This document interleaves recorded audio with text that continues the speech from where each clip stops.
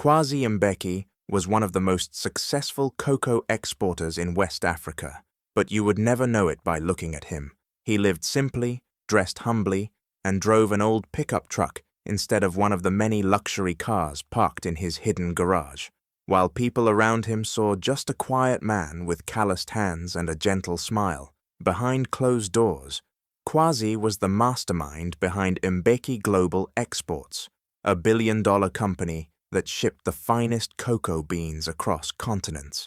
But despite all his riches, Kwasi felt empty. He had been in relationships before, but each time it ended the same way. The moment the woman found out about his wealth, her love would suddenly shine brighter, too bright to be real. He had been used, lied to, and even publicly embarrassed by women who only loved what he could give, not who he truly was. He didn't want a trophy wife or someone dazzled by money. He wanted real love, the kind that saw past his wallet and into his soul. One evening, after watching yet another girlfriend post pictures of his mansion online and tag him as, my retirement plan, something in Kwasi snapped. He decided to vanish, not from the world, but from the rich version of himself. He would strip away everything, the money, the suits, the status, and live as an ordinary man. If someone could love him then, just as he was,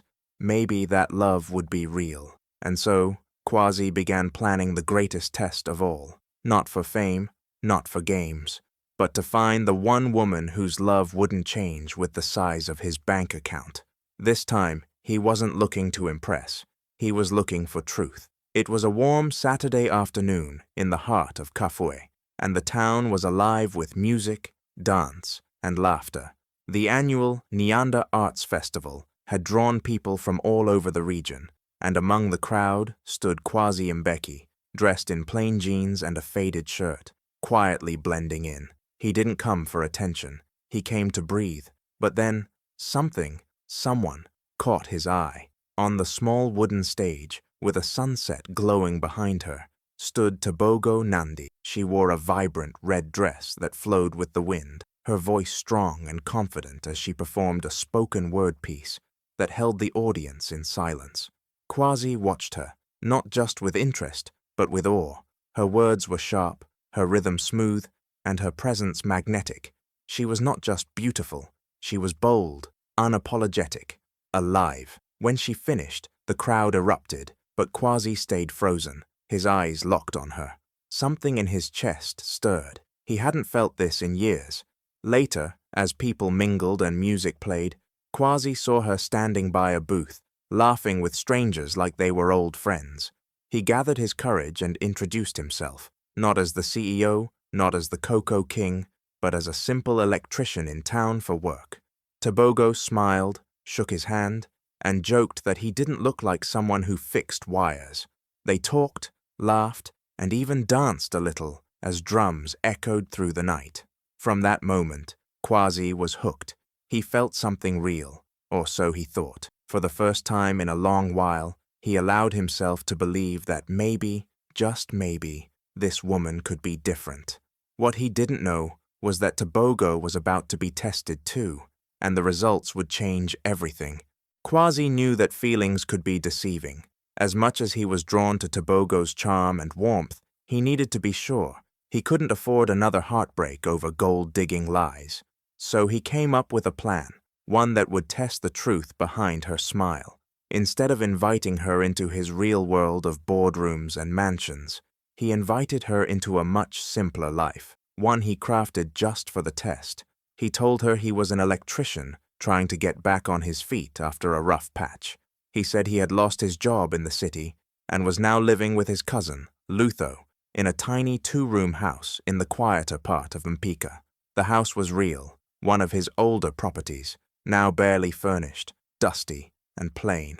There was no fancy car, just an old van with a broken window. He wore old shoes, washed his own clothes, and even took up small repair jobs in the neighborhood to sell the image. Whenever Tebogo came over, he'd cook on a single gas burner and light candles when the power went out, sometimes even on purpose, just to see how she'd react.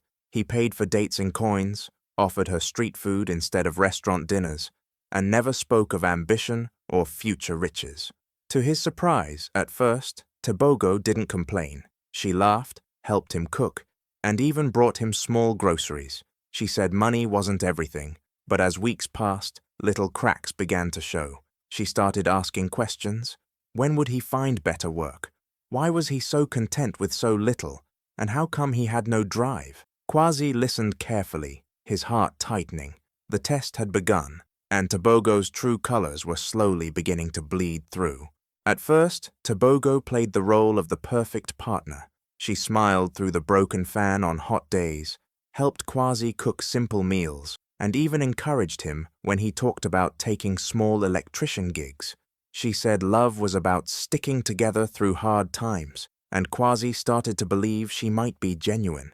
But slowly, her tone began to change. She started avoiding his place, complaining that the area was too noisy, the walls too thin, the bed too small. She no longer laughed at his jokes the way she used to.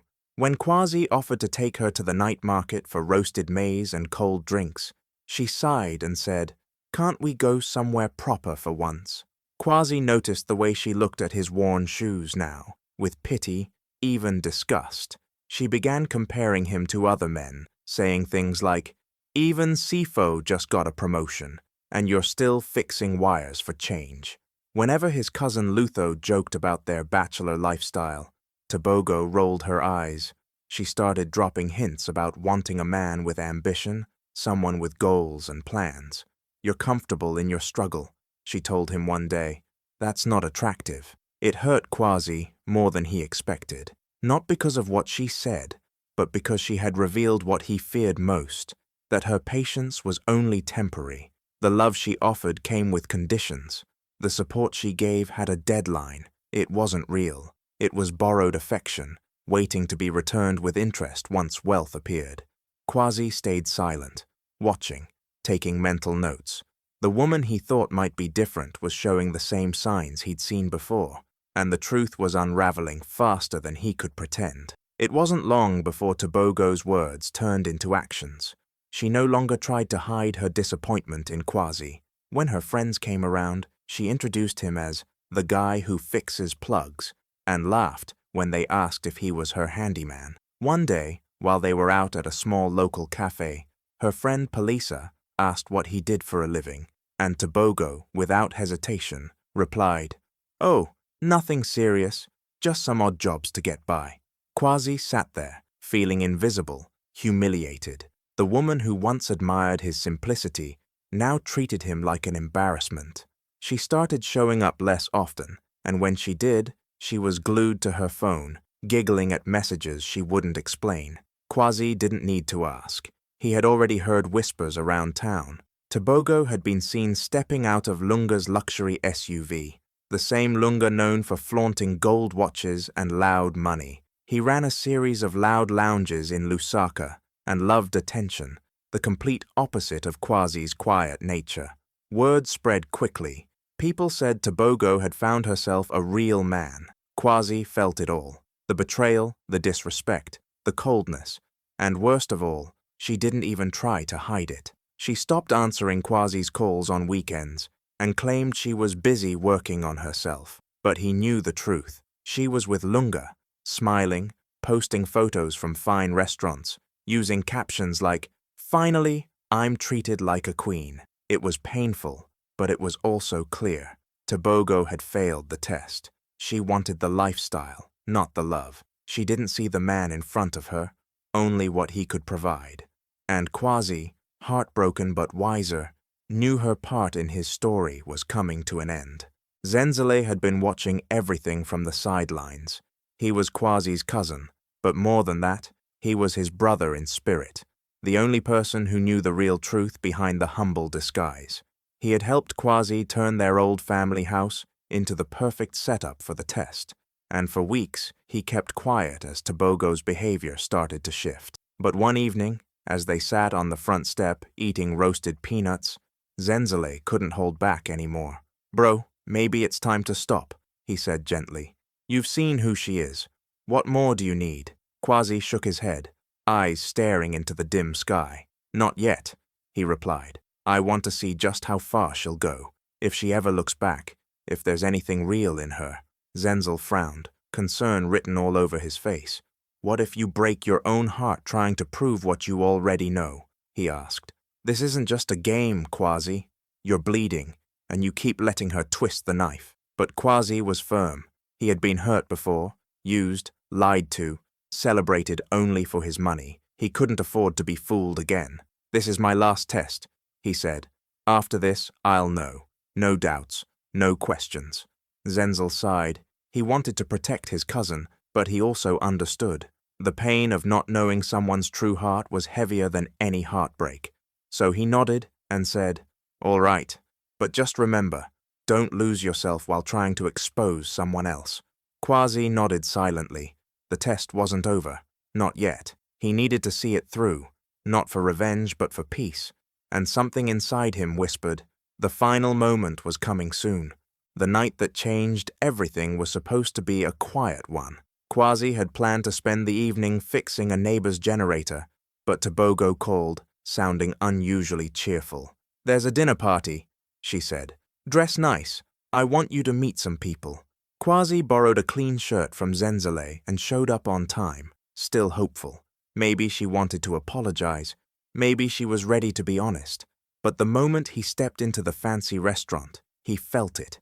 The shift in energy, the stares, the smirks.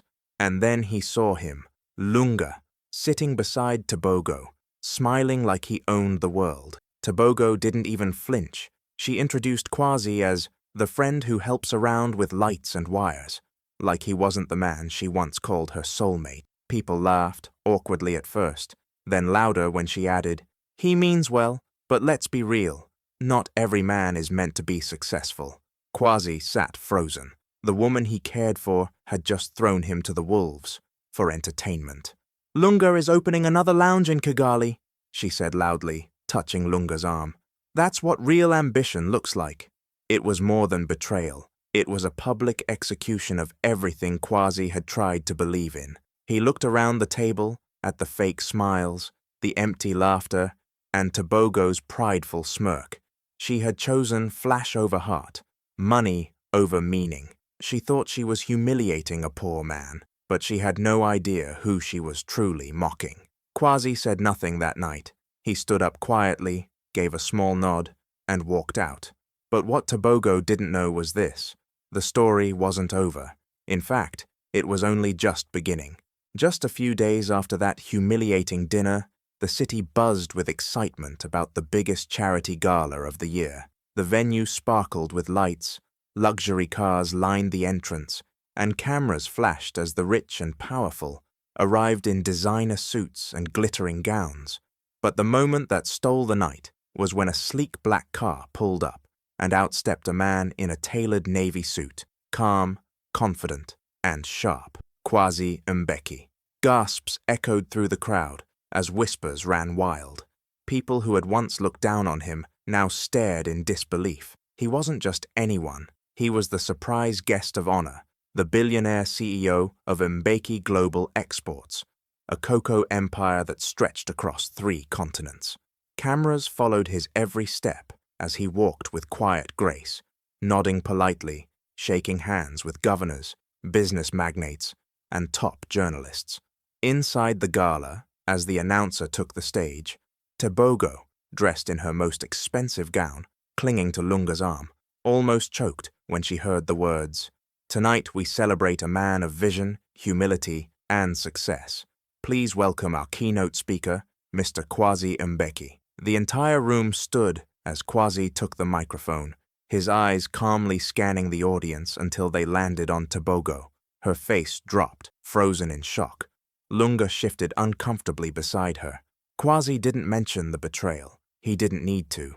His presence said it all. The man she had mocked as just a broke electrician was now standing on the world stage, respected, admired, and untouchable. The same man who quietly walked away that night had returned, not for revenge but for revelation, and everyone saw who he truly was.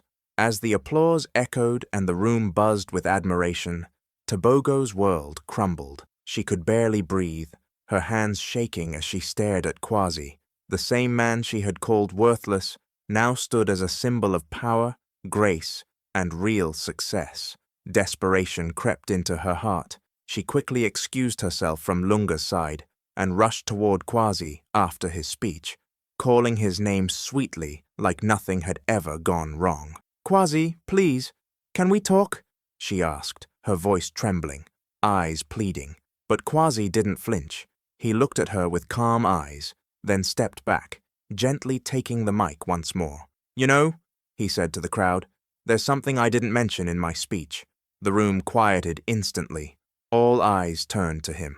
Tobogo froze, her smile fading fast.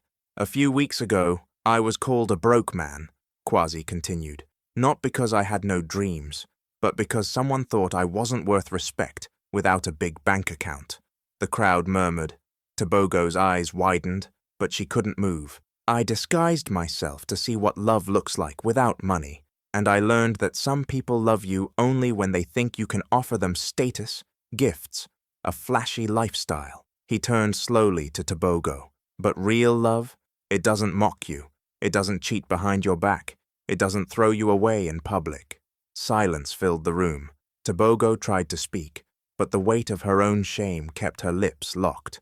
Quasi smiled kindly but firmly. "Tonight is not about revenge. It's about truth, and I'm thankful for the truth, because it saved me from a lifetime of lies." The crowd erupted in applause. Tobogo was left speechless, exposed before everyone. As the gala reached its final moments, the host took the stage again, thanking the guests, and especially Quasi for his powerful words. But Quasi wasn't done yet. With a gentle smile, he returned to the microphone one last time. "Before the night ends," he said, "I want to do something meaningful, not for the cameras, but for the women who raise kings without ever asking for a crown." He paused and then continued, "I am donating 10 million rand to the Daughters of Grace Foundation, an organization that supports single mothers across our country." The room erupted in applause, people rising to their feet, touched and amazed. Cameras flashed, but Quasi's eyes were fixed on one person, Ayanda. In the far corner of the room stood Ayanda, the humble schoolteacher who had once sat beside him in a minibus taxi, laughed with him at street vendors, and even packed him lunch when he was just an electrician. She never knew he was rich. She only saw his heart. Quasi walked toward her, and the crowd instinctively made way. Ayanda looked surprised, her eyes shining with emotion. "You saw me when I had nothing," Quasi said softly. "Now I want you beside me as I build everything." Tears welled up in her eyes as he gently took her hand. It wasn't a fairy tale. It was a love story rooted in truth, respect, and kindness. As they left the stage together, the cameras didn't matter. The gossip didn't matter. What mattered was that Quasi had finally found real love, not in wealth or beauty, but in the quiet strength of a woman who loved the man beneath it all. If you enjoyed this story, don't forget to like, share, and subscribe for more heartwarming tales. The moral? True love isn't about what you have. It's about who you are when no one is watching.